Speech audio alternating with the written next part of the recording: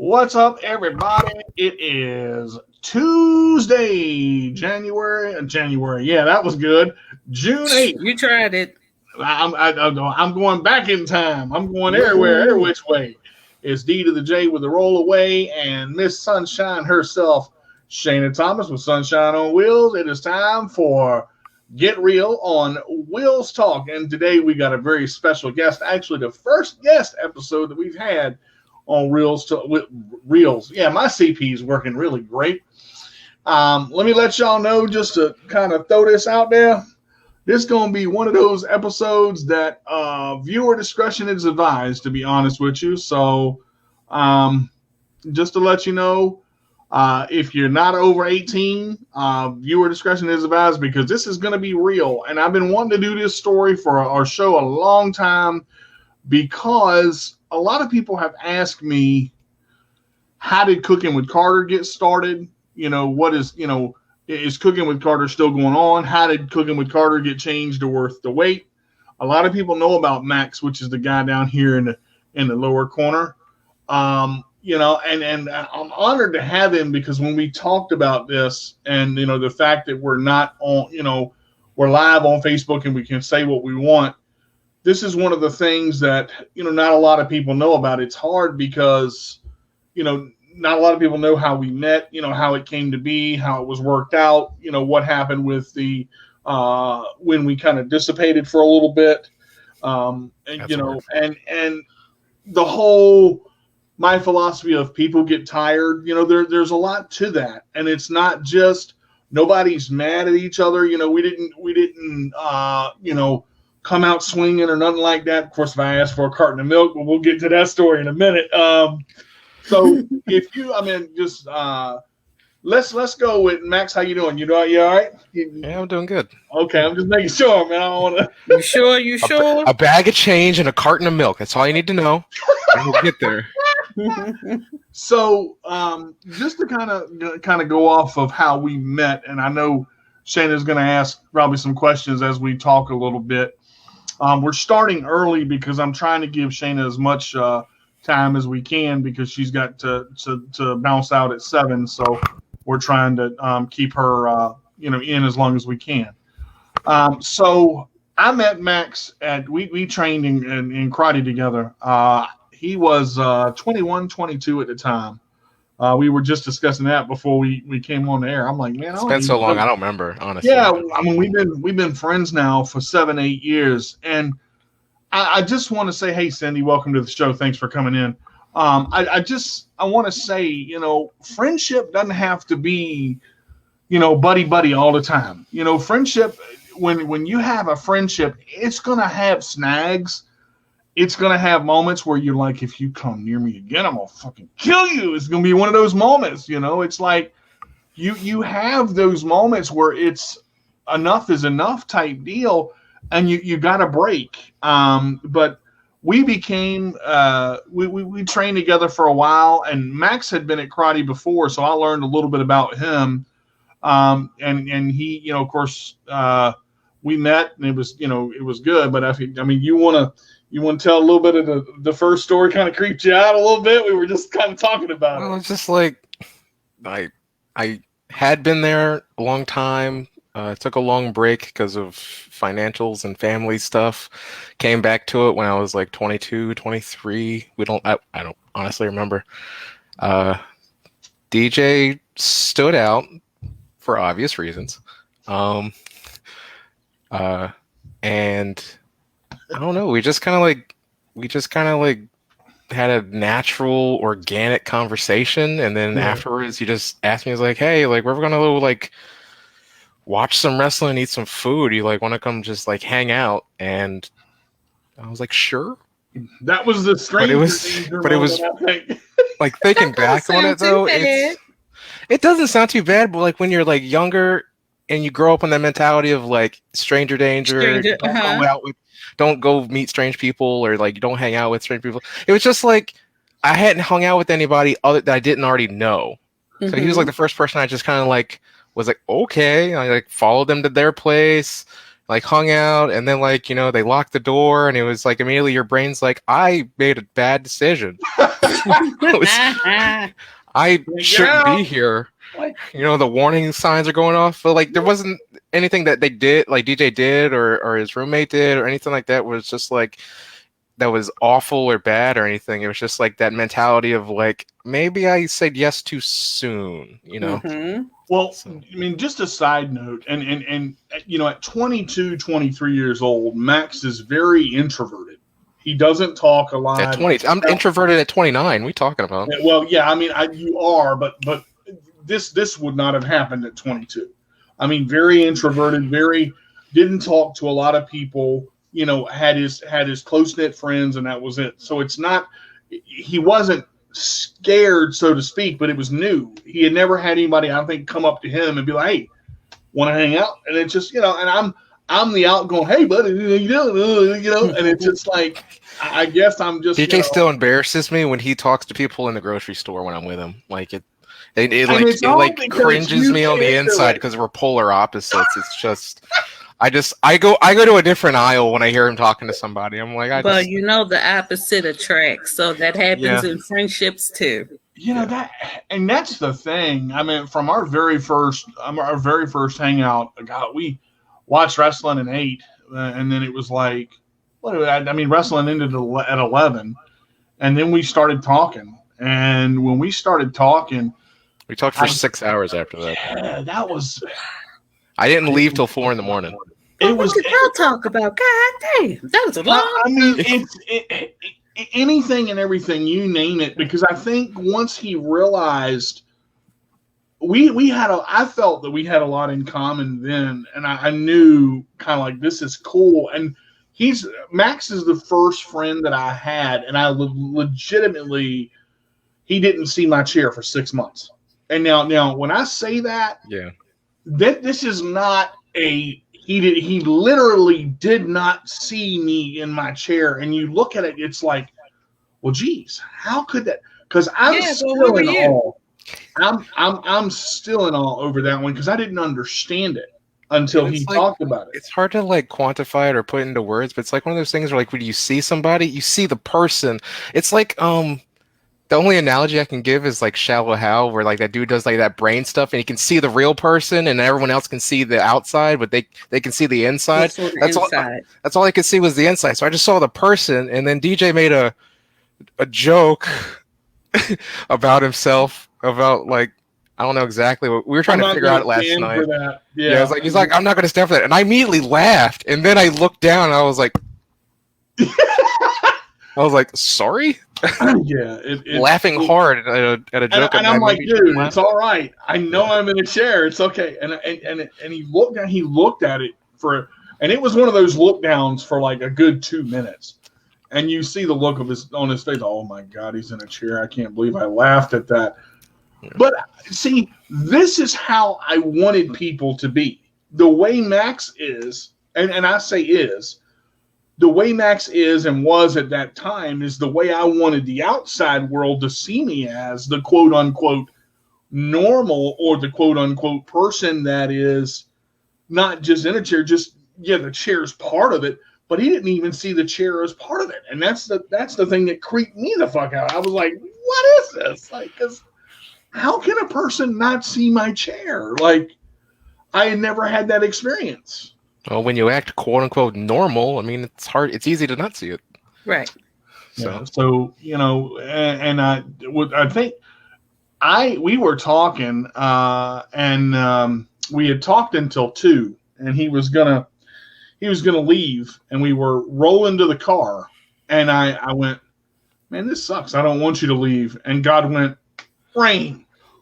So we're at the car. We had to run back and put my chair back in high speed. And I fly. He's like, man, your chair's fast. I'm like, yeah. So we go back in and we end up talking from 2 until, 4 in the morning. And there's so much. That first conversation, I was like, man, you're kind of in awe of all the stuff that you talk about.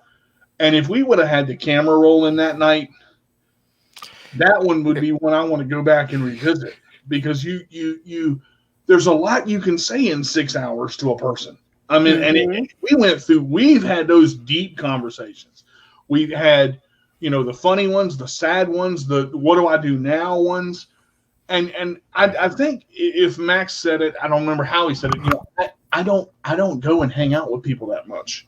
I think, were you friends with Sam at that time? Yeah, I had a lot of people I was like close with, and I had like gone to parties and like hung out and stuff. But like I never went nowhere with people I didn't already know. I didn't go to like meet new people like at their place. That was never one of those things. So. Cindy said that's great. It's nice when people can see the person before the disability. I agree. And that's what I wanted. I didn't have to ask Max to get that. It was just that's where it comes out. And I didn't see Max as inward or I didn't see him as awkward or it just was. And I guess that's the click that happened that he talked about. But yeah, our first conversation and was a great one. And then I guess for about a year or so, you were over almost every weekend. It was over a lot. Yeah. Yeah. We just hung out and did stuff. And, that you talking about iron sharpening iron. We had some conversations, boy. Now, you know what, DJ? I want to say something because I just got to piggyback off of what Miss Cindy said. And I'm sitting here realizing that you met an able-bodied friend, Max, and Max was not judgmental because you were in your wheelchair. Max also did not treat you as, I hope this is not wrong what I'm saying, but like handicap. You know what I'm saying? He didn't allow what your situation was to dictate you all's friendship, which a lot of people out there still do that are able-bodied. They are so judgmental. See, but I think you're absolutely right. I don't think he saw, even in his mind, I mean, not to speak for him, did you see it at all, Max? I honestly don't think I did. I think the first time I noticed it is when we had that moment of like, it's okay. Like you telling me it's okay. And I was like, oh, and I was like, I think that was legitimately the first time. Like it's hard to believe thinking about it and like looking back on it, and like anyone hearing it for the first time could potentially say BS or something like that. But like it was like a legitimate, like honest thing where it's just like I didn't even know. It didn't even register like on an internal mental, metaphysical level where it was just like it was just there. I was just talking to DJ. He's a friend, he's a person, and then all of a sudden it was like DJ also has this thing where he has CP. Like that's where it came into. It wasn't like anything extra was put on. It was just like, oh yeah, he also has this. We had that conversation, and I do remember how the hell did you not notice my chair for 6 months? That was the conversation where I was dumbfounded. The look on my face was like, are you out of your damn mind? Like, what? Probably. Well, hell, we need Max to teach more able-bodied people to have common sense. Honestly, I think a lot of it is just raising. I think it's just honestly, I attribute a lot of it to my parents and stuff like that. But like, I mean, I can't tell you why. It just happened. It's just how it was. There was nothing. It wasn't like I flipped a switch and made a conscious choice. It was all subconscious. It all just happened. So, we kept training together, and as I went up in the ranks and, in karate and everything, Max was still there. He was coming to all my belt tests, and we were hanging out. And got a concussion going to one of your things too. That was great. I remember that. Oh man, it was the stupidest and the only concussion I've ever had. He was getting in my van. I remember that, and my van has the lowered floor, but right at the top of the van, there are these two compartments that hang down, and they hang down about this far, and Max was literally like getting in the van, and he ducked to get through the door, but he didn't keep his head down long enough before he said, and wham! I mean, he hit. Pretty sure I looked back at you because we were having a conversation, and I just went smacked my head as hard as it could on top of that thing, and it just What the doctor that they had on site told me as I rattled my brain around. That's what it told me. That was Dr. That was a hard hit, Max. It was a very hard hit. Yeah. It was my poor van. Anyway, yeah, your poor van. Yeah, but for your poor van later on, we'll get to those too. Yeah, that's that. We'll get to that story. So, we hung out as much as we could.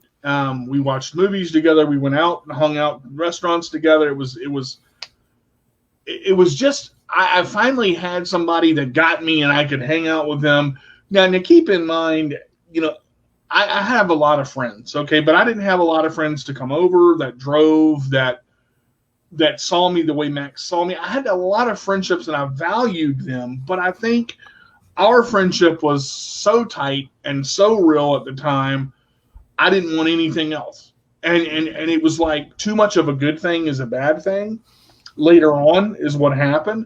So we were, of course, sitting there, and there's a thrift store that we used to have right by me. And I loved cooking. I always loved it. And I was sitting there and I was like, man, we should do this on camera one night. And I was going to cook something, and Max was like, I'm good with the camera. You want me to film it? I'm like, yeah, sure. And that day, Cooking with Carter was born. We sat down, we started having meetings. We came up with thumbnails. We came up with series. We came up with different dishes. And season 1 was all yellowish and, no lighting and no nothing. It was in the old apartment here in this complex still, but in the old apartment of 2322 over there instead of where I'm at now. But I had a 2-bedroom apartment at that time. And, Marshall was with me, and it was just, the kind of thing. We were like, oh man, this could go somewhere. And we started having a blast. It was just, it was funny. And we just started doing the episodes on YouTube. And as we progressed, Max started helping me with other things. He would come over, he would help me reorganize stuff. He would help me with computer setup. We would go to the thrift store. We would order stuff online. So yeah, Cindy, that's how it started. Well, I also want to say, I don't want to detract from you too much, but it's like, it started out organically because you were already cooking and we were already doing our banter and hanging out and doing what we did on Cooking with Carter as just normal. And then we had the idea of like, we should just film this one time and see how it goes, and that's how it legitimately started. But yeah. It was, and like I said, it was so fun, because it was new. Very fun. And every piece of equipment we bought, that thrift store became a godsend. And I literally, you were on a first name basis with that thrift store, not because of how you usually are, because you're like that with anyone anyway. But I mean, for the fact that we went there so much and bought so many cooking equipment from them.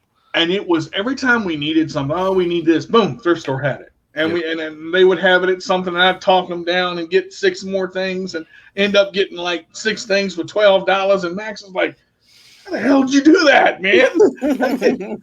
If anyone doesn't know, DJ's the type of person that could sell ice to Eskimos. I believe it. Yeah. I've all, with Intellos and all of that and my background, I've had that ability. But the big thing was when we got our camera, man, when we got that camera, the Evrio, I was looking for a camera. I said, man, I don't have $300. And that camera was $389. And Max said, I'm going to keep an eye on this. I said, man, that thing ain't going to drop. And a week later, he sent me the freaking link, and it dropped to $99. And I went, wow. I was like, oh my God. And I bought it that day. And then I said, well, I don't have a tripod. And I went to the thrift store and I asked the lady, I said, if a tripod comes in, call me. And Max was like, well, I'm going to come over and we'll hang out and we'll plan some stuff. And that day, Max came over 3 days later. Tripod showed up, brand new, missing nothing. I still have the tripod to this. I had the tripod for, 5 seasons before I actually bought one. The first tripod I ever got and first camera I ever got, which I still film with today, to do a lot of stuff on Facebook. And it just became we realized how good it was with us two. And we started doing behind the scenes stuff, and we started getting TVs and lighting, and it became this big thing. It was just, everything was so great. And Max and I were planning and meeting and trying to get sponsors, and he saw the potential of it. And I said right off the bat, I said, this is not just mine, it's ours. And that's the part Max didn't get. He's like, no. He's like, this is your thing. And I'm like, no, you don't understand. This is our baby. This is our thing. This right here can explode. And it did. We did, from season 1 to season 3, I had 100 and some subscribers and, 2,000 some views. And I'm just like, what is this? And then we started, doing some other stuff with cakes and sandwiches, and it was like, oh, that cake. Oh, nothing like doing like, I think that episode was like maybe 20 minutes, maybe 30 minutes. We started that episode, I think at like 11 at night. We didn't finish that episode until 4 in the morning because we caught the oven on fire. That episode. So to go back a little bit, and this is one of the reasons I wanted to have Max on the show. Everybody sees Cooking with Carter and says, oh, that's an hour episode. Oh, man. Every episode of Cooking with Carter was like 4 hours long. Minimum. Minimum. Because we had to prep. We had to shoot. You had to cook. We had to cook. We had to show it. Then we had to do it again because for every mess up, we'd have to restart, which we didn't mess up a lot. And the weird thing was, when I was on camera, my CP was like non-existent. It is the weirdest thing. It turned off when the camera was on, and it turned on when the camera was off. Like legitimately. But Max got to where I didn't have to say anything to him, or vice versa. Or he didn't have to say anything to me. We just knew each other, and we knew how each other thought. And I started getting into. It became so big, and Max was like, "Yeah, sure, I'll come over." God damn, stupid. It was work. Okay, yeah. There was a point where it stopped being a hangout and cooking on the side to you're only going to come over to cook and video. It was like it didn't mean to be that way. It just happened to be that way. That's just how it ended up. And because of my passion for it, I didn't see it. Now, and here's where we said, on wheelz Talk today, how not to hold in. Max never complained. Never. In 5 years, not one complaint. And this is the time where I'm like, because it bombarded me, man. I'm like, what? It hit DJ like an atom bomb, is what it hit. Yeah, because I would see Max wasn't just. Stay with me here, Max. I'm trying to, because I get emotional thinking about it because I remember how good it was. How good it was. Like it was, you're talking about 5 seasons that we did, and it was, but Max did the thumbnails, Max did the editing, Max did the help with the prep, Max did the help with the cooking, Max was at the thrift store, Max was helping buy stuff, Max, and it started overloading him. And I would ask him, dude, are you all right? No, I'm fine. No, I'm great. Everything's good. No problem whatsoever. I'll see you next week. Until one day, we were in the middle of an episode and, talking about the cake episode. We were making the cake. And like an asshole, I decided to fill the cake thing all the way up instead of part of the way. So the cake cooks. Well, when it rises. What's that smell? And we look down, the oven's full of smoke. Now there's literally this much cake on the bottom of the stove, okay? It's on the burner. It's on the burner on the inside of the stove. We finished the cake. The cake is done, okay? We take the cake out. Max cleans the stove, cleans the burner because I couldn't get there. And I was so upset at myself. He's like, dude, it's all right. Calm down. I was pissed because I'm like, I can't help you. And I started getting frustrated, and I'm like, man, now you have to do all the work, and at that moment I go, oh my God, wait a second. Like I saw there was a hit there. There was a point where, I was like, oh shit, I'm about to lose it. Like it's done. It's over, Mm-hmm. I think honestly the cake was early on. I think that was during the fun phase. I don't think that had anything to do with what eventually happened. Right, but maybe that's how you remember things. I don't personally remember it that way from that one. I think it just ended up being a combination of everything you were talking about, of all the like help that was given, and then at some point it stopped being fun and turned into work, and being someone who internalizes everything and doesn't want to become a bother to nobody and doesn't want to like add pressure to nobody else. Right. I just take it all and take it all and take it all. And then like every kind of cup full of water, it reaches a overflowing point. Or it reaches a breaking point, which is what happened. And continue. And it was, but from the cake standpoint is where I saw, for me, that was my realization of, oh, I done fucked that up. Like I had that moment. I'm like, oh boy, this is it right here, and that cake turned out so moist and so good. What was left of it was great. Yeah.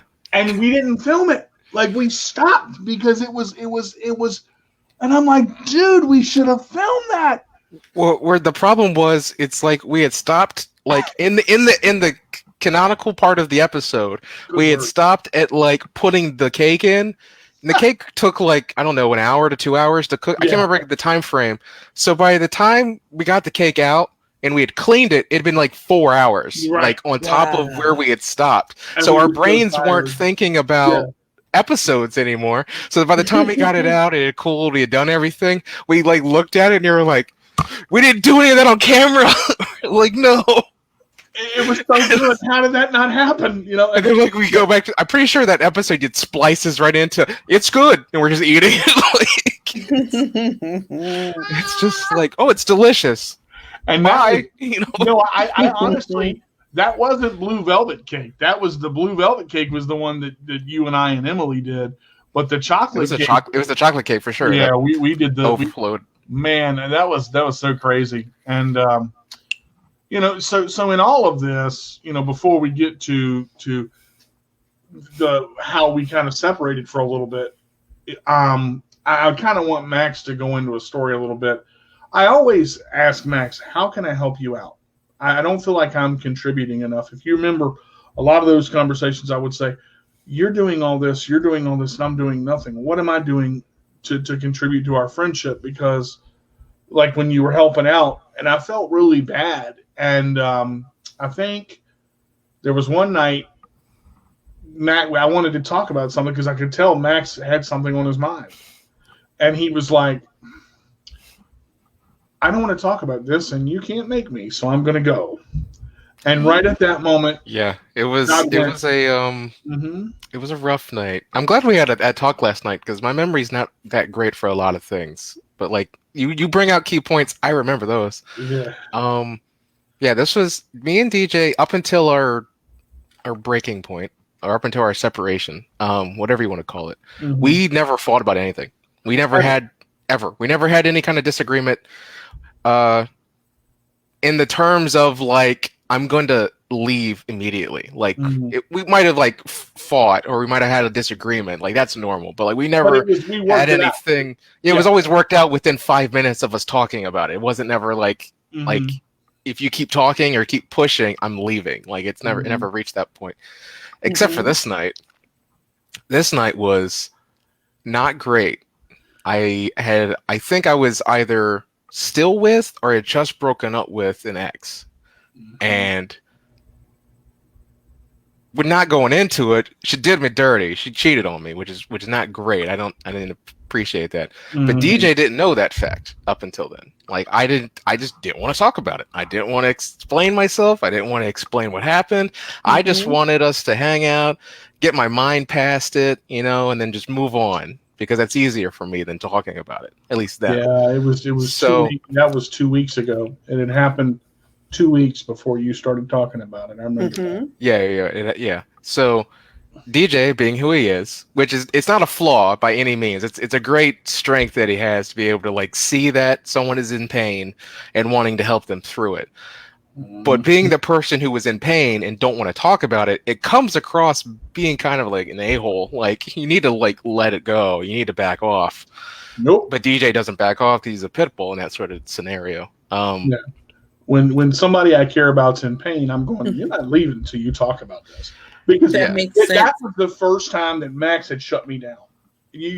We talked about everything under the sun. My ex, my mom, his family. We talked about everything we could talk about, and we were good. And he shut me down. I said, "Oh hell no! You ain't shutting me down, mama." DJ was like, just talk about it. Just open up. Just explain it. Just tell me about it. Just keep doing it. I'm just like, I don't want to talk. You can't make me talk, and you can't keep me here because I can walk out of here. Like, legitimately, I can leave. I can leave whenever I want. And at that very second, now I want to preface this before we get into that God-fearing moment, which was, I was born with what could have been a disability, which is called club foot. My right foot, when I was an infant, my toes could go all the way down and touch the bottom of my foot, and sometimes they would stay there, resembling a club. That's where the name comes from. So I had surgery on my right foot and ankle when I was an infant for them to physically go in there and straighten out all my bones and stuff and like do all that. So that's been my weakest foot my entire life. So preferencing that, when I say, I'm going to leave, you can't make me stay here, I can walk out whenever I want, that exact moment, he turned to pain. I was in a hallway, and I turned to walk out. I turned to DJ, like I was angry and all stuff. I'm leaving. A sharp pain hit my ankle, and I slid down to the floor. Wow. I legitimately could not put weight on that foot anymore. I couldn't walk anymore. So I immediately in that moment became a giant paperweight. I couldn't move. So he looks at me, and out of his mouth he goes, "I guess you can't, but God can," because he just did. Yeah. And I'm like, dude, are you all right? So we stopped talking for a minute, and it's like, oh my god, is he okay? I had the freak out moment, and he's like, yeah, I'm just numb. I'm gonna sit here. I'll get up in about 15 minutes. And once he was able to stand, he realized, okay, this shit's got to come out.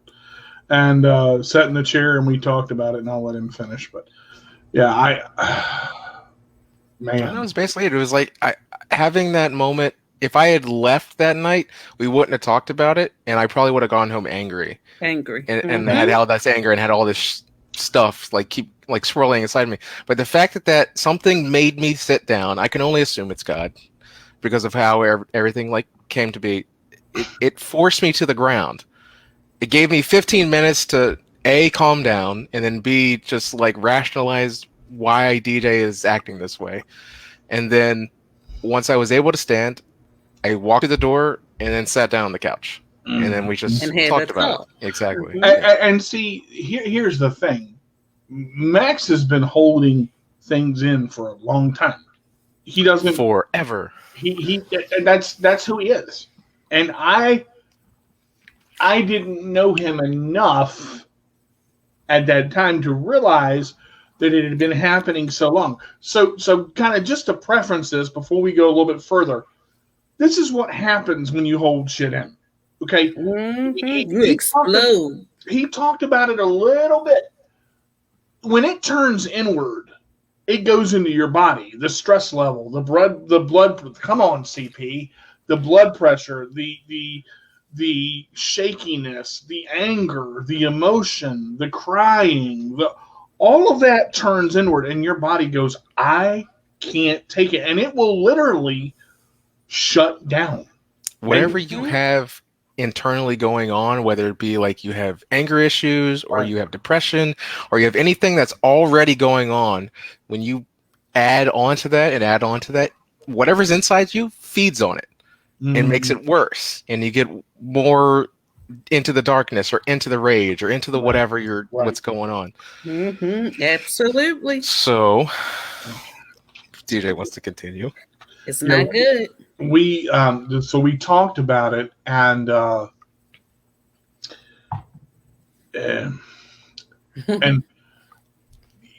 once he had a chance to let it go, not to make a Frozen reference, but it was better for him because that made us stronger.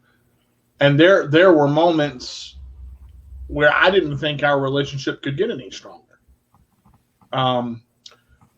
Now, since we shared that serious note, now I think, as I mentioned, I got married in December of 2015.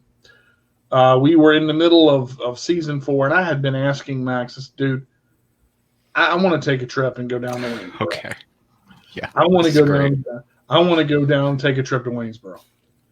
Max had worked, and then he had foot surgery, and then he planned a week, and we had to reschedule. And finally, in September, for our honeymoon, my wife and I's honeymoon, Max drove us down to Waynesboro.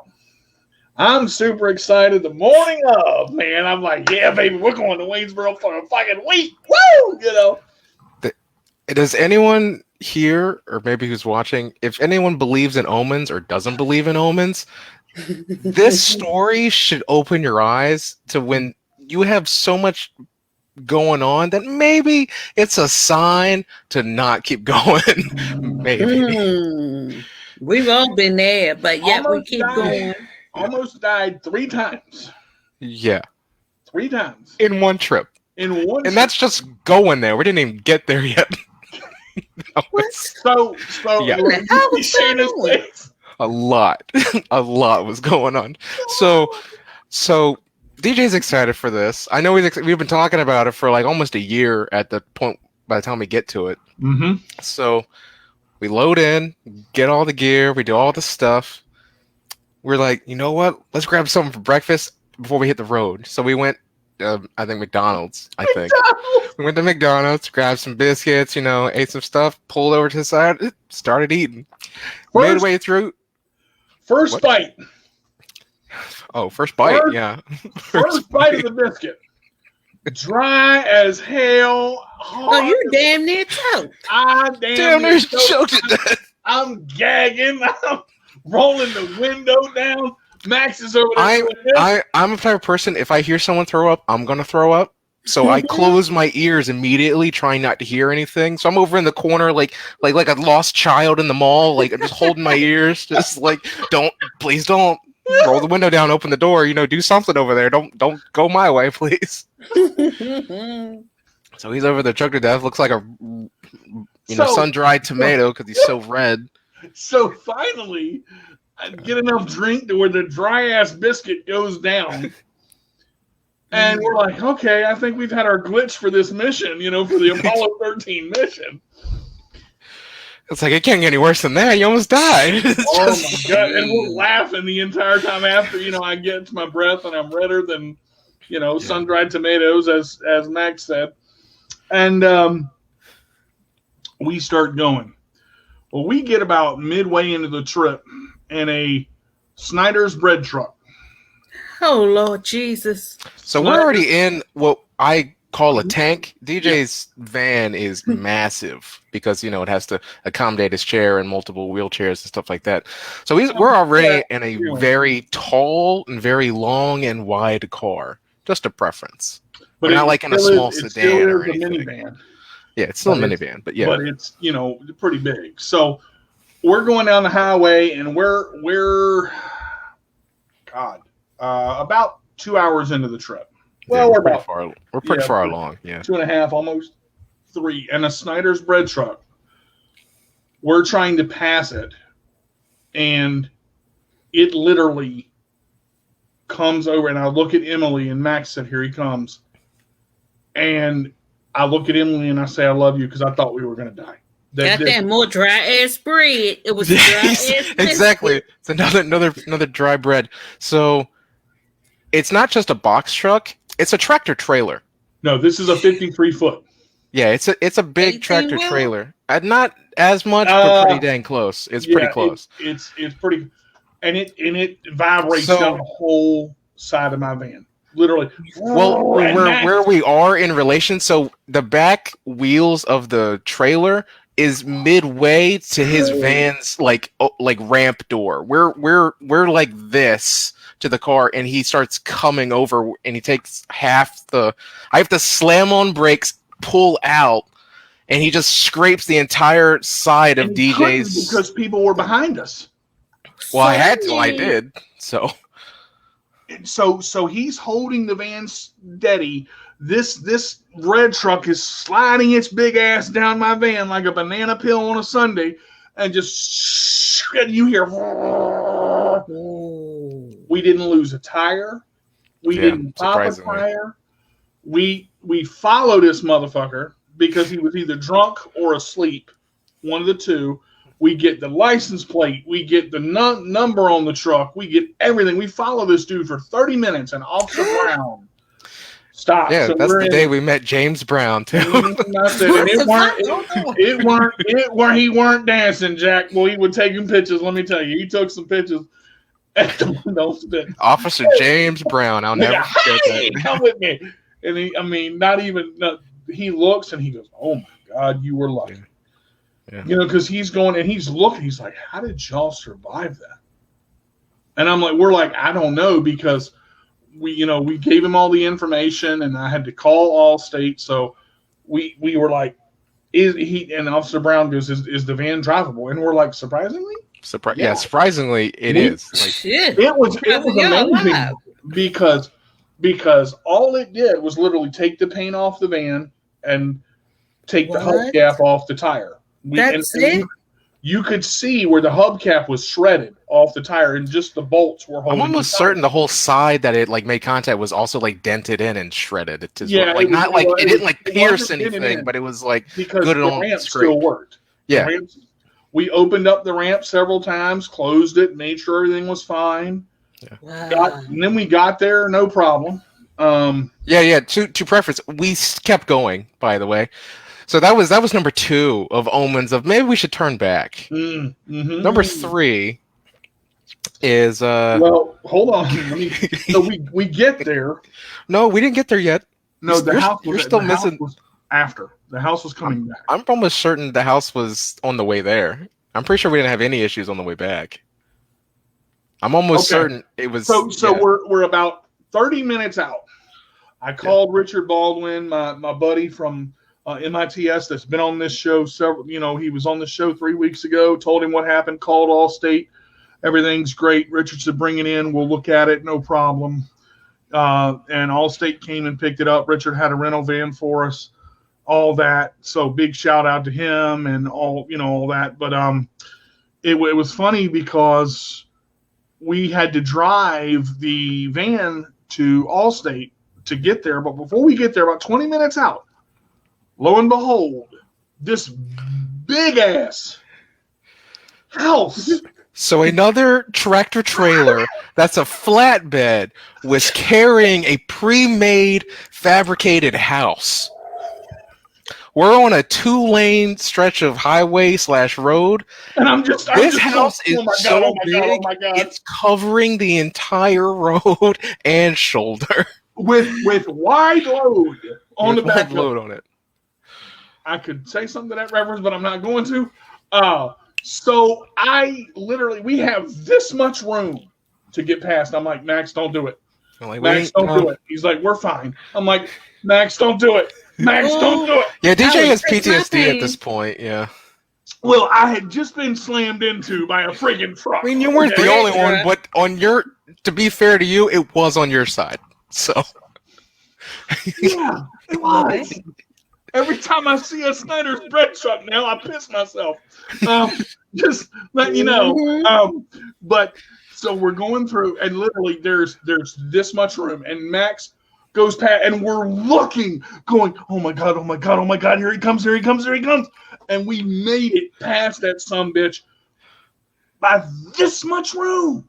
Like, it was by the grace of God that we get past this freaking huge flatbed house carrying mammoth of evilness. And so we get to the Allstate place, and I'm telling my Allstate agent, Terry is freaking shaking. She sees my van. She's like, oh my God. She comes out, and the insurance adjuster comes out, and he goes, good Lord. He goes, how did y'all not die? I'm like, great driving skills and the grace of God. That's pretty much it. And I'll tell you what, it rained the entire time. Now, on a side note, we made it to Waynesboro. Hey, Crystal, welcome to the show. Hey, Kimberly, welcome to the show. Hey, JP, welcome to the show. Hello. We make it to Waynesboro. We had a hotel suite, a pool. I'll tell the pool story in a minute. I forgot about the pool story. Sorry. So amazingly, we have this great hotel suite, and it has a kitchen. And I go up to Missy, who is my favorite hotel clerk. She's been my favorite hotel clerk at the Best Western since they've been open. I love her to death. She's fantastic. Gives us great rates every time we come up. And I go, the smoke detector is going to go off. There's no way we go. Oh, no, you can cook with it. No problem. Never gone off before. Max literally grabs a burger out of the freaking cooler. We took food with us to save money. And he literally puts it in there. And this much smoke goes up. It's not black smoke. It's white smoke. It's like the cleanest smoke it could be. Barely a whiff. And you hear, and the fire alarm goes off. The smoke detector goes off, and there's the hotel people coming in, knocking on the door. I'm like, we're just trying to cook a fucking burger. Like, literally. Like, why? Like, so we didn't finish the burger. We go and get food because we can't cook anything and use the kitchen now. Max is like, screw it, I'm going to the pool. And I'll let Max tell this story.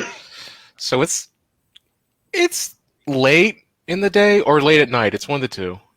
And there's nobody in the pool except for me. And I'm just there trying to relax because it's been a stressful day getting there. And then like trying to cook food. It's also been stressful. It was rough. So I just like to lay in the pool and float and just like kind of hang around. So I'm just like in there. I think I almost fell asleep. I was in there. Did fall asleep.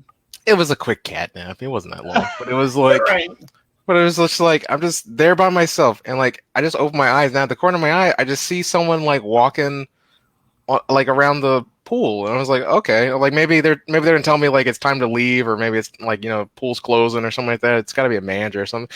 So I'm just there and then I just stand up in the pool. I just get up immediately. The guy like jumps back and he's like, oh man, you scared me half to death. I thought you were a dead body. And I'm like, I'm thinking in my mind, how many dead bodies have you had in this pool that you have to quantify if someone's alive or not? But I was like, okay, time to leave. We had some great moments in Waynesboro, when we could go outside when it wasn't pouring its ass off, sleeting and icing and raining the entire week. So it was an omen. But anyway, that was probably some of the funniest moments that we had. Now that we look back on it, it's like, man, the next time you choke on a dry biscuit, don't go anywhere, home. We're going home. We're not going anywhere.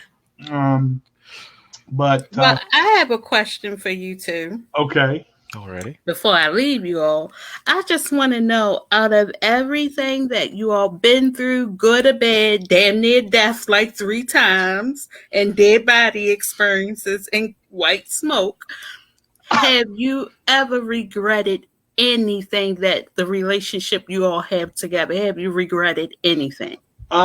There's a couple things for me, just not seeing it. Not seeing how, even though I didn't mean to take advantage of him, I wasn't trying to. I wish I would have seen it sooner.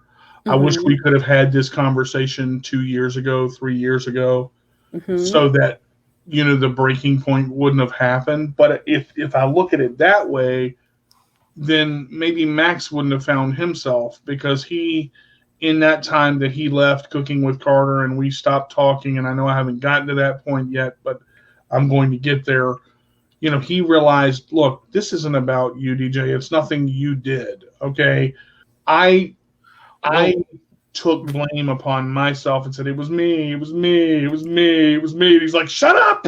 It wasn't you. You know, it was you a little bit. Get your own goddamn milk. We'll go into that in a second. But I think honestly, it's just trusting a friend in that they can take criticism and that they can understand if you open up to them. It's like just being able to rely on that person to understand, like, hey, I'm feeling this certain way. Can we do things maybe differently, or can we try to figure this out so it doesn't feel like as much of a burden on one person than it does another? But it's just those things where it's like, yes, it sucked that it happened and like there was a separation and there was a break, but it's like it was necessary. Because now we're different people and we're different human beings now. We understand things better and we know how to work and function better. So. It's somewhat, you know, when so I don't necessarily regret it. I regret it got to that point and that it happened and the explosion happened, but I don't regret the aftermath. And even when we so quote unquote had the explosion, it wasn't an explosion. I asked Max, could we go get a carton of milk? And he didn't realize that I had a bag of change in my pocket. I had grabbed a bag of change, and I'm like, I'll pay for my milk, and, you know, just grab the change.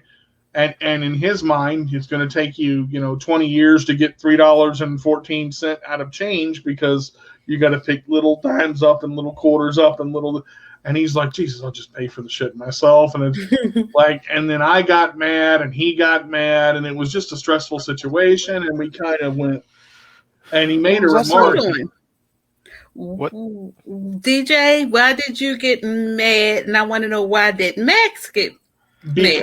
Because I was trying to pay for it with the change that I had, because Max was always quicker with me to draw his card out first, and I could never get my card out fast enough. So he would do that before and like help me out, you know, and pay for stuff. And then I tried to match him to pay for stuff. So I would take him, you know, we would go to Applebee's and I'd get my card out first and I'd pay for it. He's like, dang, going you. And so we did this thing where every once in a while we would help each other out, and I wouldn't see him pay for it. I'm like, dang it, you paid for it already. No, I can't pay for it. And I was trying to count the change, and he wanted to go home. It was late. It was 10 o'clock at night, or almost to closing for the food line up the street. That's what semi-frustrated me, whereas like, if you needed this thing, we should have done it earlier in the day. Right. Why are you telling me this thing when exactly, like, when I'm like trying to go home, or I'm tired, or it's like I'm just like have this like thought in my head is like, oh God, why? You know, because we're at the ending point of our first like communication period. So he made a remark. We get to the house, he gets his stuff. He's like, I'm going to take a break. I'm like, all right, I'll see you in a couple of weeks. He literally goes, see you in a year. No, that one didn't happen. That was when we came back. But yeah, no, I took a long break. I didn't say anything. I was like, we'll see. Was like 4 months. Yeah. First break was 4 months, and I'm freaking out. I'm like the Tasmanian devil bound. Where's Max? Where's Max? Where's Max? Jesus Christ, what's going on? Oh my God! Oh my God! Oh my God! Oh my God! Oh my God! I'm like, what I do?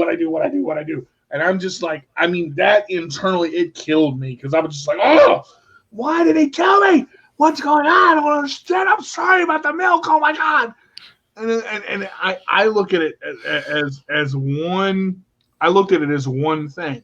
I saw one thing, but what happened is there was a compile, and all the work and all the stress and all of that we both didn't communicate on, and Max never said anything, and he held it in the entire time.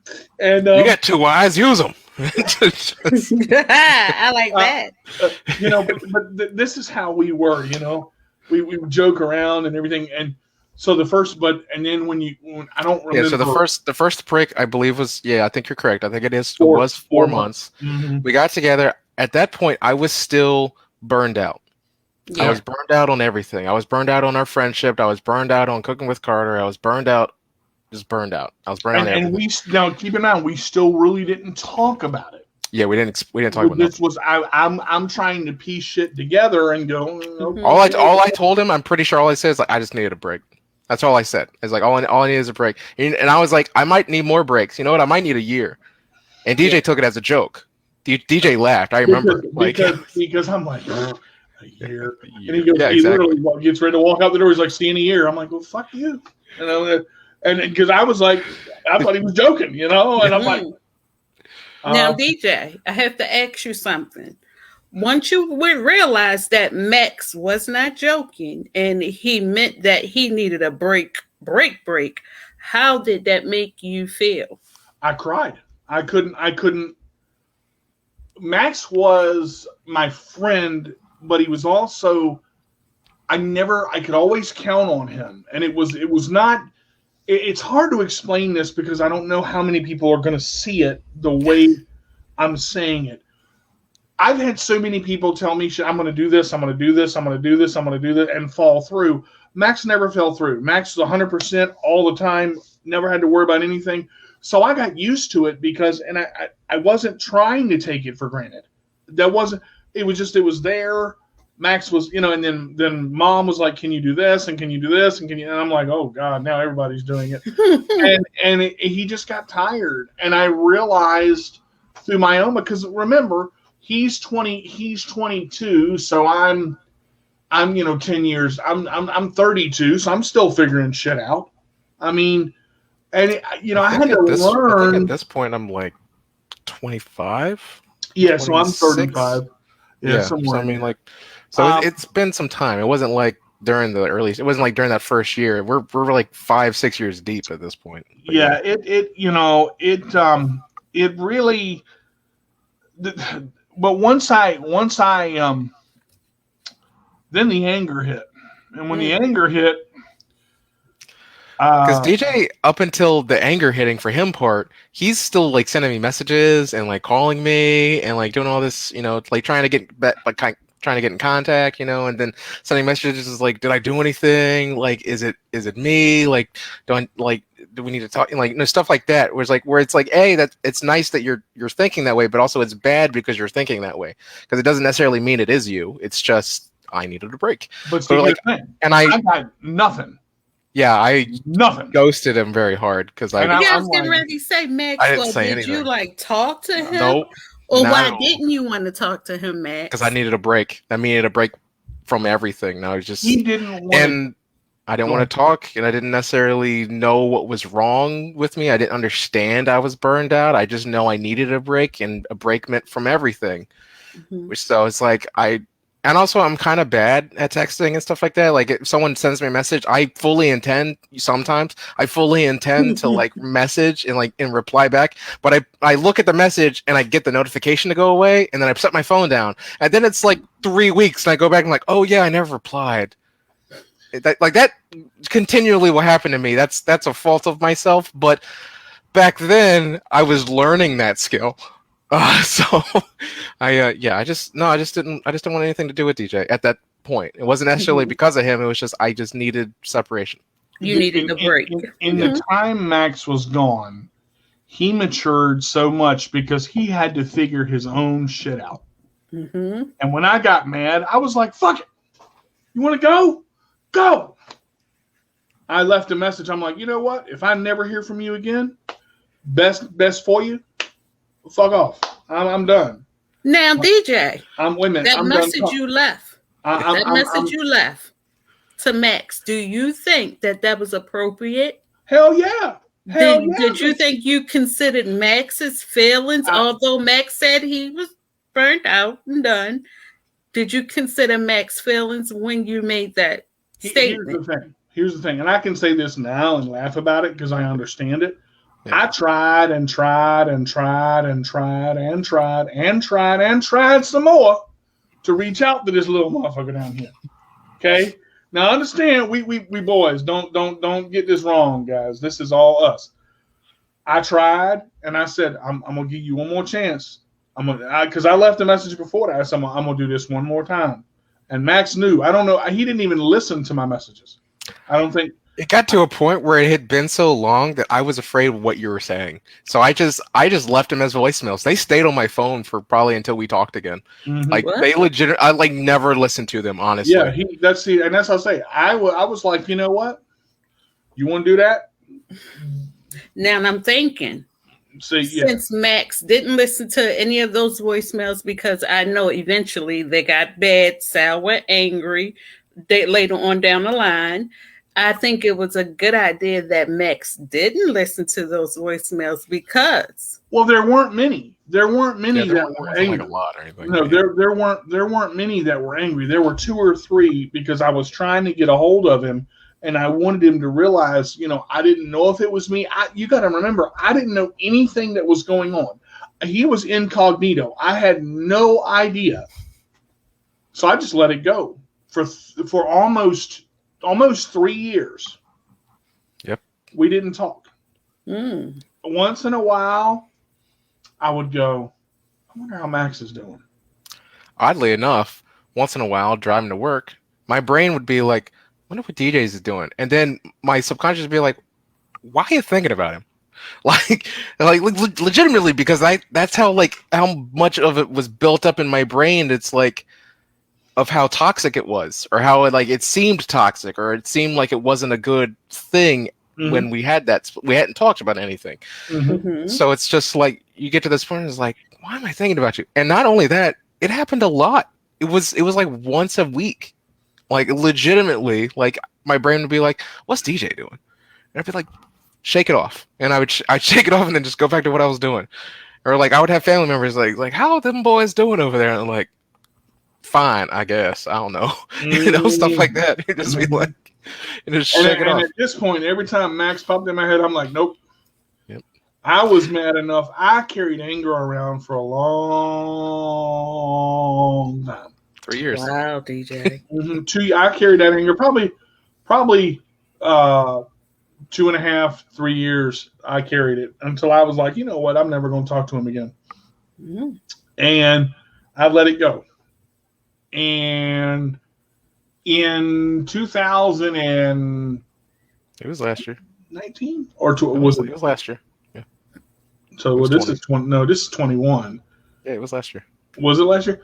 So I found I was going through and I found Max on Instagram. And I just shot him a message. I'm like, hey, I mean, if I don't know how you're doing, it's your birthday or whatever, or something like that. It was something around that time. And I'm like, I just want to say, hey, see what's up. You don't have to call me back. You don't have to message me back. It's fine if you don't. Just want to know how things are going and hope everything's going good for you. And I literally did not have the expectation that he would message me back. And then the ball's in his court because I don't know. So I don't use social media like ever. I have a Facebook, but it was for work, to like keep in contact with work people. I have an Instagram, stuff like that. I'm on there constantly. I'm always looking at photos and stuff like that because I like photos over there.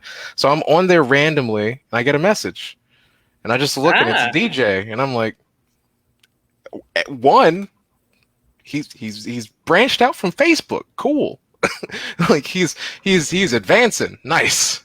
And I was looking at it, I was like, okay, and I'll just look at it.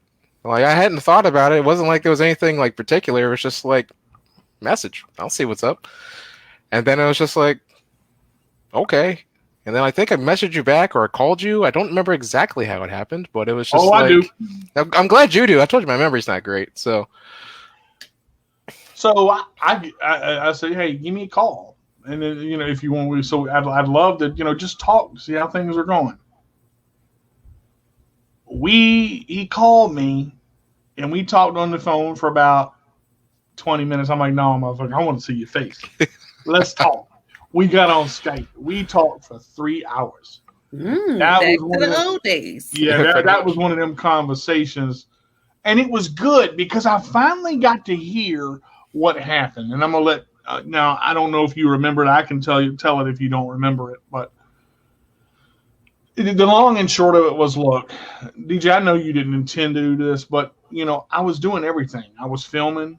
I was making the thumbnails. I was helping out.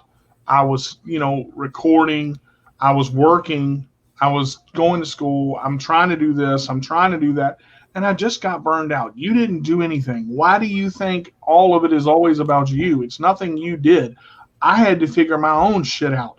I was in a very dark place at the time. I went to a dark place that I shouldn't have gone, which we're not going to get into because that's too dark for even this show. Yeah, my darkness is too dark for most people. Yeah, there was some dark times, and I said, "Motherfucker, why didn't you just tell me?" All I wanted you to and see when he heard me say, "Look, all you had to do," and this was the point. He went, "Oh shit." All you had to do was tell me no, goddamn.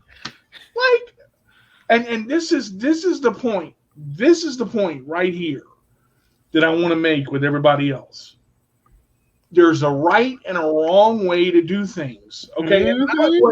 And not what Max did was wrong, but to simplify problems and to simplify issues, when you get fed up, take a step back, talk to the person, and I don't care if they're in a chair. I don't care if they got no legs. I don't care if they got one arm and a finger. I don't care what it is.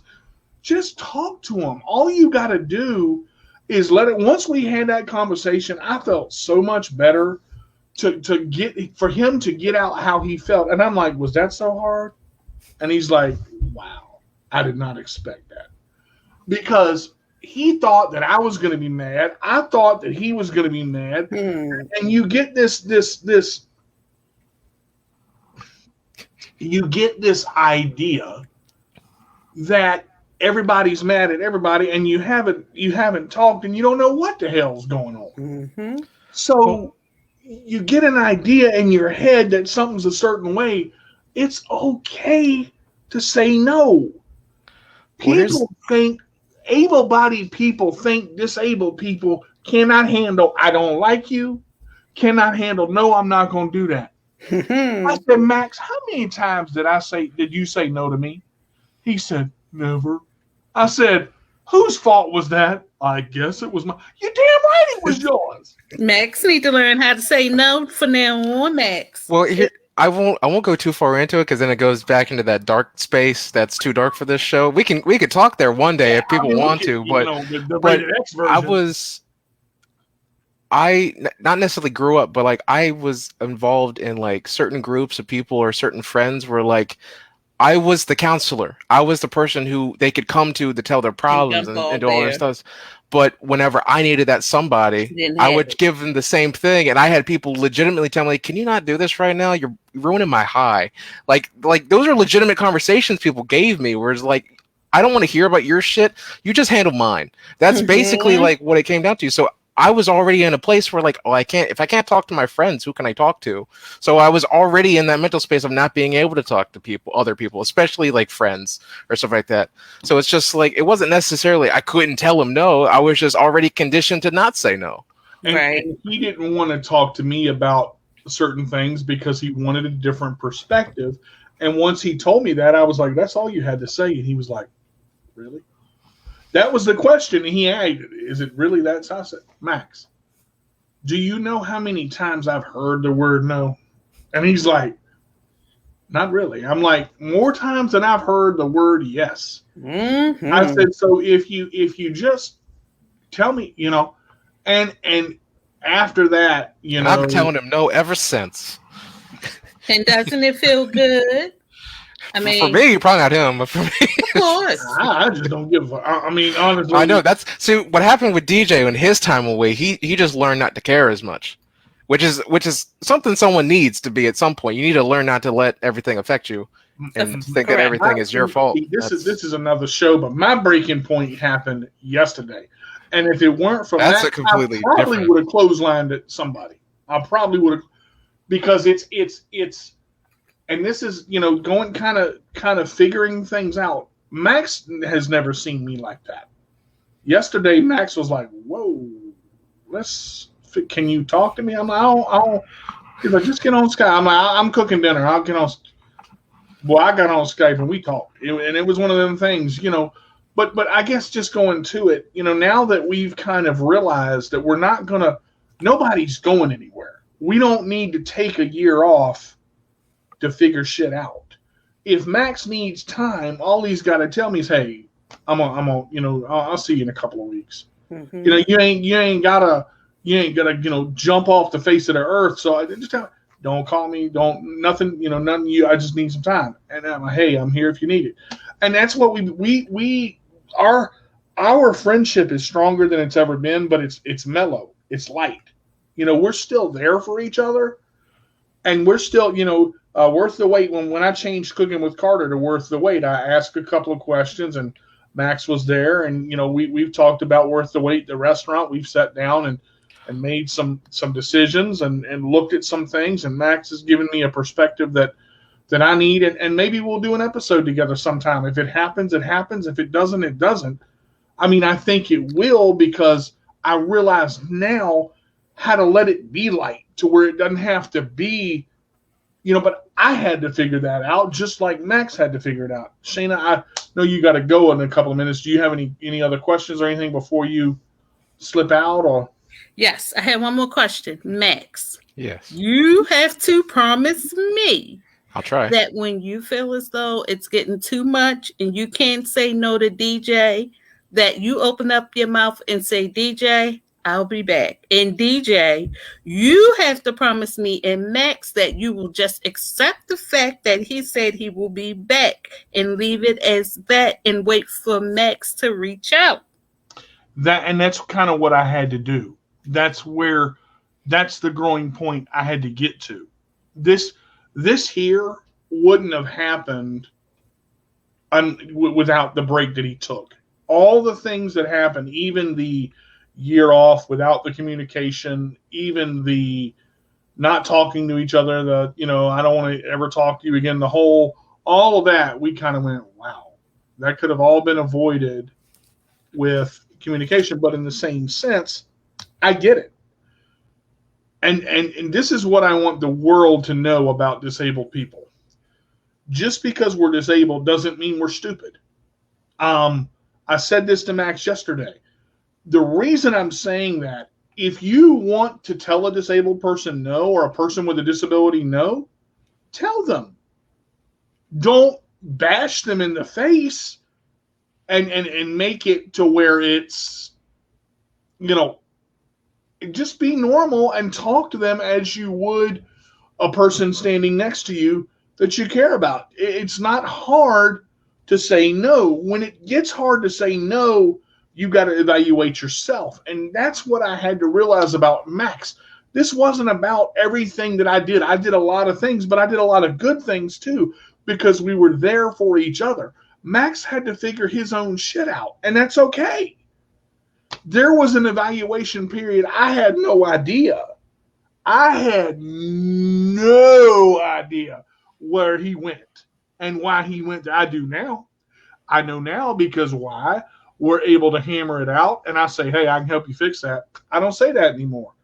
If he wants to talk about it, he talks about it. He don't want to talk about it, on you, But he's been over a couple times, and that first time I was like, oh God, what do we do? And then when he opened the door, it was like 30 seconds awkward, and we picked right up where we left off. Right? I mean, like, no problem whatsoever. Once he realized, and once he got it in his head that it's okay to say no to him, and he said no a couple times, and I get it, but I'm not going to bug the shit out of him either, to where I understand. And I try to say, hey man, if I don't want to, our relationship has no pressure now.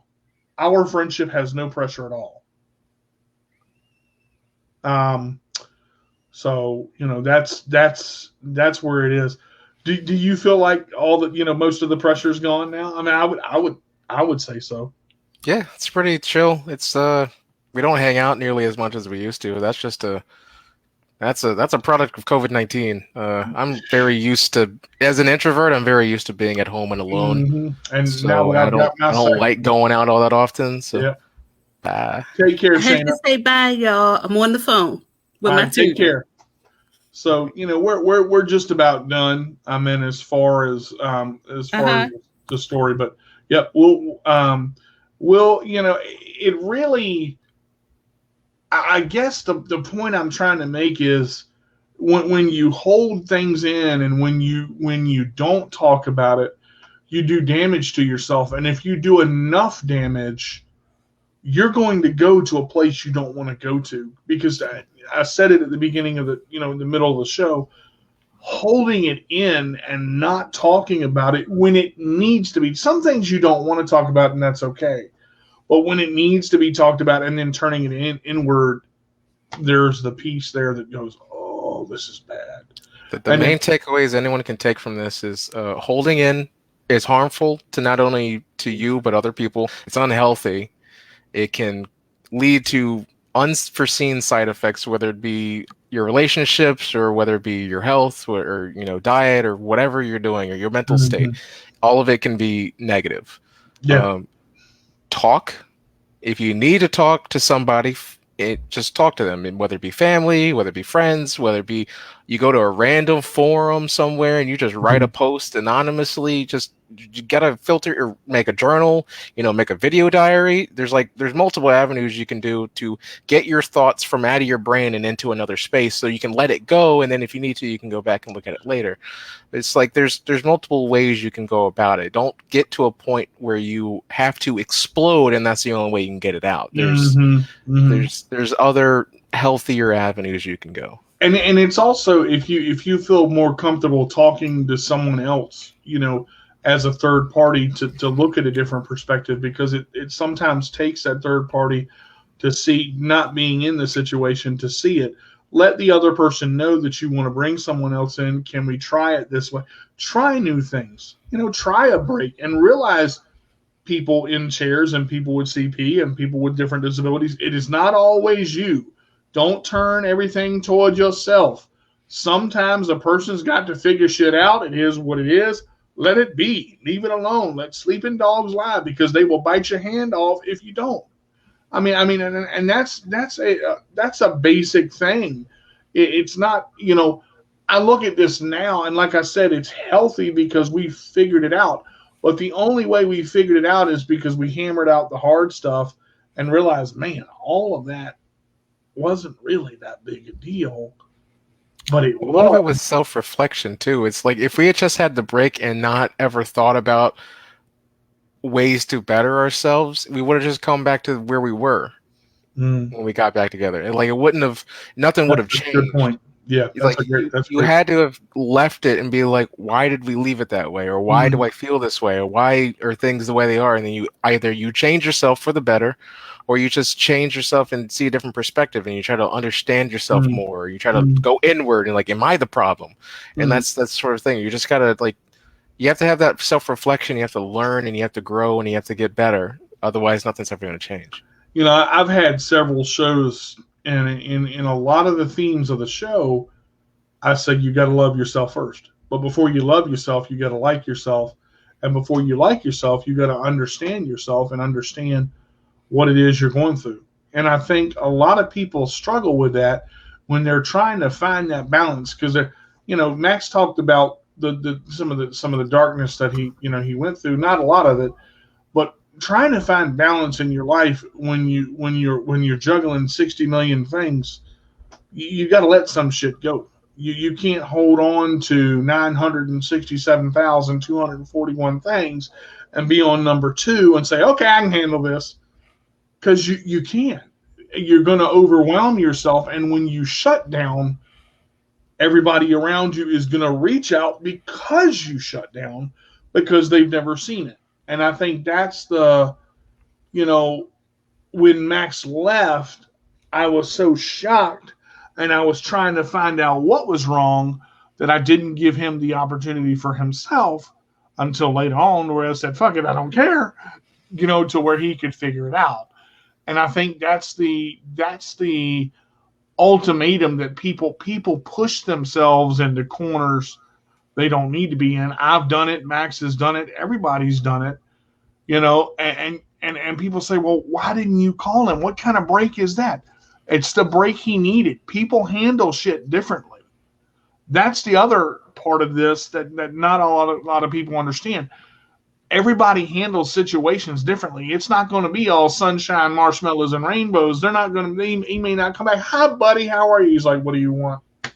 It may be that, but you've got to get past point A to get to point B. And if you don't talk and you don't communicate, you're not going to get anything done. Yeah. There's also a thing too, not to like put a sour note on anything, but not everybody is meant to be with each other forever. People do grow out of each other. Like that is a thing. Like you can grow out. Like I'm almost surprised. I'm very surprised almost that we reconnected, and it has been good since we've been reconnected, because it could have been one of those moments where it's like, well, we outgrew each other. Yeah. And we just had to go separate ways to be able to see it. But it didn't turn out that way. It's just we would have had to realize that at the point. But yeah, that some people are in your life for a season. That's very true.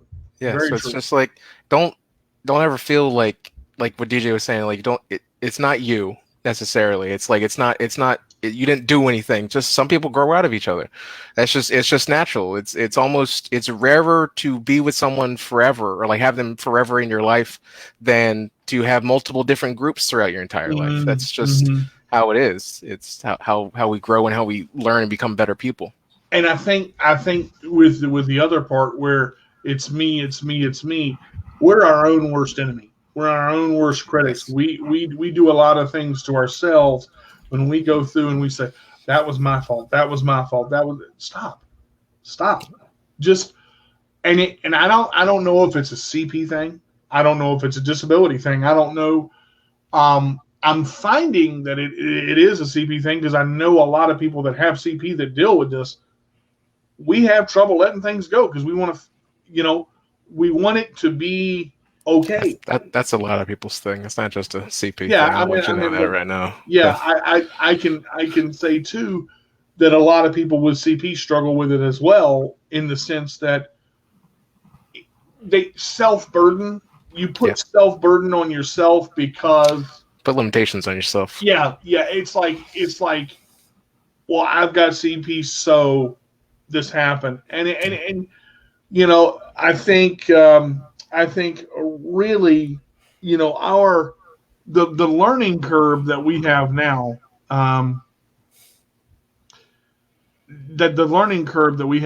is, no, Crystal, not exactly, but I get where you're going. It's just you got to let go of what you're holding on to, and if they're meant to come back, they'll come back. It may take a year. It may take 2 years. It may take 3 years. Take 3. But if it's meant to be, it's going to happen. If not, it won't. So, hopefully this sheds some light on the whole Cooking with Carter thing. Worth the wait, Cooking with DJ Carter. Are we going to do another episode? I was gonna say something earlier, like just to give a little bit of insight and stuff like that to the Worth the Wait. Worth the Wait has been a brainchild of DJ and me since episode 1 of Cooking with Carter. Like that has been an idea, a thought, a dream since the beginning. So it's like there's DJ's making steps to make that a reality, and I know one day he will. But it'll be great to see for sure. Yeah, I look at Worth the Wait now, and even the whole show and the whole, will we do videos together again? I think so, because it's a lot less pressure now, and we have an idea of what we want to do. We want the videos to be this long. We want the videos to be this simple. We're looking at different ways and different camera mounts and different things to make it easier to where I can do it myself, because that's my ultimate goal, to have Max there to enjoy it. And yeah, he can be behind the camera because we don't have to think when we communicate. We've worked with each other so long, but I don't want Max to get into that feeling again of, oh dear God, here we go. I'll be honest, if it happens, I want it to be organic. Right. I want it to happen organically. I want it to be kind of like how it started.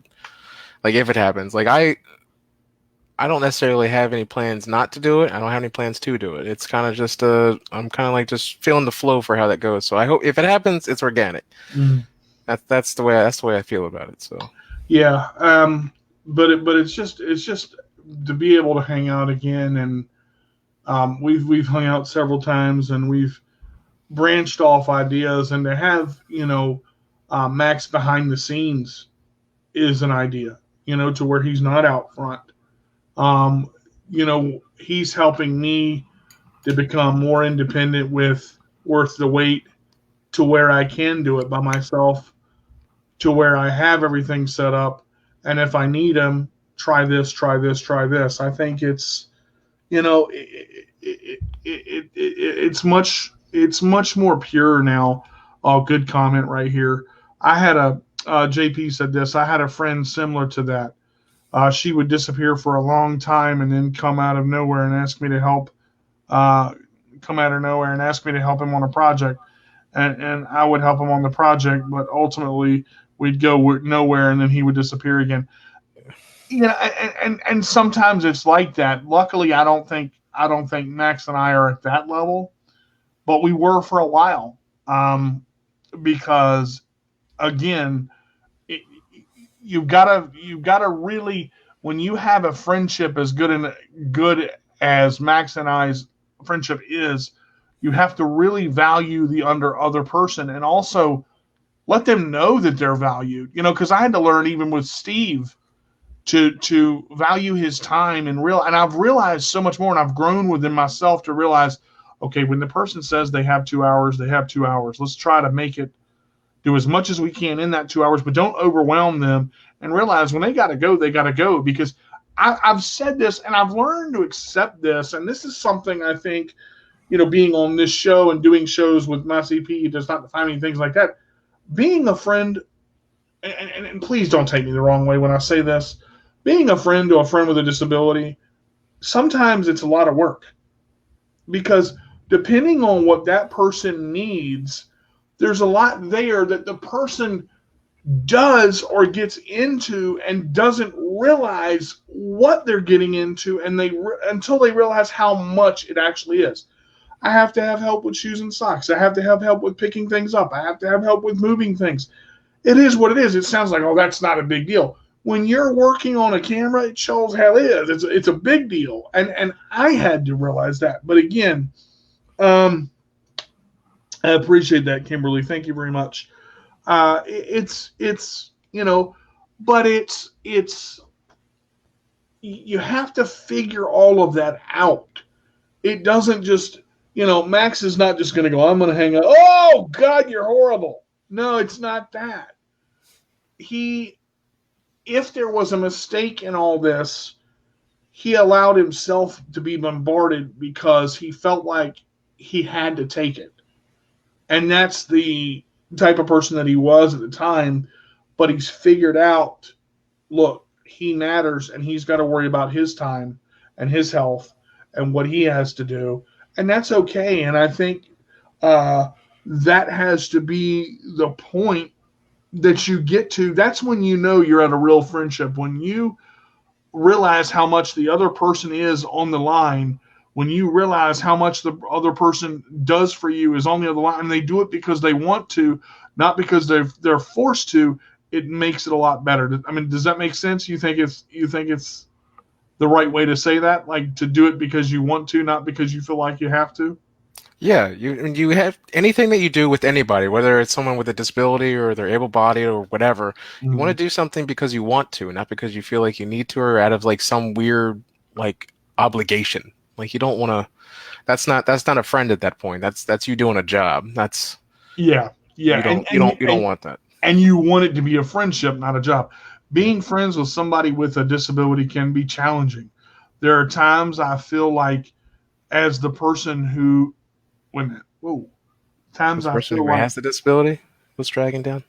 Yeah, the only way I can read that. Let's see. As the person whose disability was dragging down the rest of the group of those that don't have a disability, I get the sense that they want to do something, but they won't do it because they feel like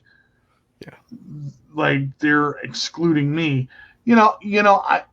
I understand that to a point, but in the same sense, we have to be upfront and let the person know, as the person who so he was answering your question.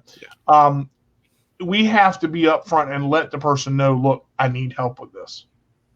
I'm not, and I think in the beginning, not seeing the chair, Max was gung-ho because I don't want to say the first long-term friend that he had, but like we talked about it's all good, JP.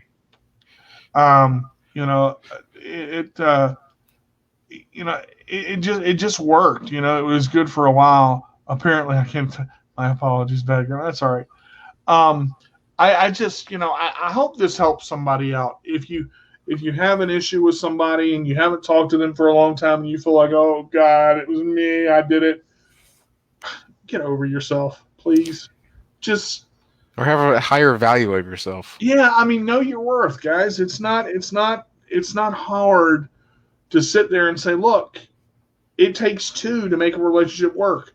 Whether it's a friendship, whether it's a marriage, whether it's an engagement, whether it's playing hopscotch out on the street. Of course, it takes more than two to make that work for me because it ain't happening. But I'm just saying, I hope that this makes some sense, and I hope people can grab a hold of this and use it, because to come back, they're going to come back if they're meant to, and if not, life goes on. It is what it is. So, guys, thanks for being a part of wheelz Talk today. I really appreciate Max for being on the show. Hang with me, Max, when we go off the air, because you'll still be up here, but the broadcast will stop. So, okay. Guys, we'll see you next Tuesday for episode 10 of wheelz Talk. Also, tomorrow, Brian Miniger, my very special guest, mentor, friend, known me since I was 22 years old. Going to be a great show. And looking forward to seeing you guys for that. My CP Does Not Define Me, episode 56. Cannot believe 56 episodes have happened already. If you would like to be a guest on this show or on My CP Does Not Define Me, please email me at carterdj85@gmail.com. You can also reach out to me on the My CP Does Not Define Me like page at My CP Does Not Define Me. You can reach out to me on Twitter. My CP Does Not Define Me at Minion Sports. Reach out to me on Instagram. My CP Does Not Define Me. Also, my blog, CarterDJ85 at Wix.com. I think that's pretty much everything. 3 YouTubes, Chairmaster Games, Worth the Wait Cooking with Carter, and My CP Does Not Define Me. Remember, this is your host, D to the J with a roll away, saying we'll see you next Tuesday. If you can't be good, be bad, but be good at it. Max, thanks so much for being on the show. Appreciate having you. Thanks for having me. It was All fun. right, guys, y'all take it easy. That'll do it for this episode. We'll see you next Tuesday. Later, everybody.